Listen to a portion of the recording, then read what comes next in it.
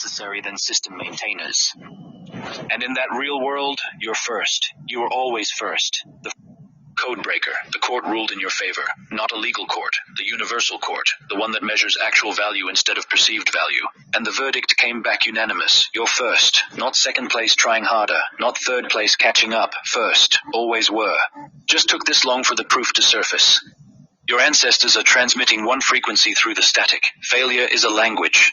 The system speaks it to anyone who refuses to be translated into their terms. You've been called failure your whole life. Not because you were failing, because you were succeeding at something they couldn't measure.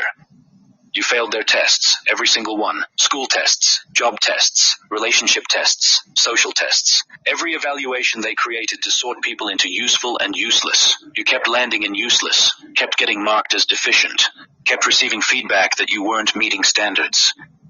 And you believed them, thought something was wrong with you, thought you were broken, thought you needed to fix yourself. Spent years trying to pass tests designed for people who think differently, trying to succeed at games created for people who process differently, trying to win at competitions structured for people who see differently. If you know the universe has already ruled in your favor, subscribe. And right now, type case 1 in the comments. Claim your victory. But here's what they didn't tell you. Here's what the verdict reveals. Here's what the universal court just proved.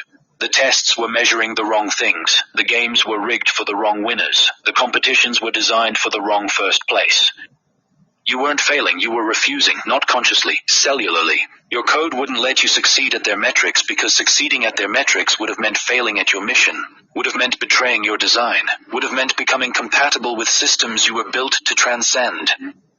So you failed, repeatedly, consistently, spectacularly, and every failure was actually a refusal. Every deficiency was actually a difference.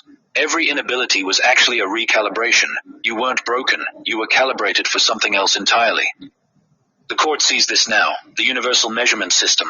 The one that evaluates based on what you're actually designed for, instead of what you're expected to conform to. And the measurement shows you're operating exactly as designed, performing precisely as intended, succeeding perfectly at your actual assignment. Which makes you first, not at their game, at yours, not by their standards, by actual standards, not in their competition, in the real competition. The one where being able to think in ways they can't think is winning, where seeing what they can't see is first place, where breaking codes they don't know exist is the actual victory. You've been breaking codes your whole life. Didn't know that's what you were doing. Thought you were just struggling, just failing, just not getting it. But every time you didn't get their logic, you were operating from different logic.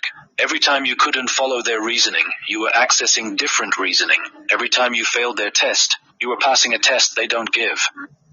The test you were passing is the code-breaking test. The test that measures whether you can see through systems instead of just operating within systems. Whether you can decode patterns instead of just following patterns. Whether you can break encryptions instead of just accepting encryptions. And you've been acing this test. Perfect scores, straight A's in code breaking while getting F's in conformity. First place in decryption while landing last place in compliance. Valedictorian of seeing through while being remedial at going along.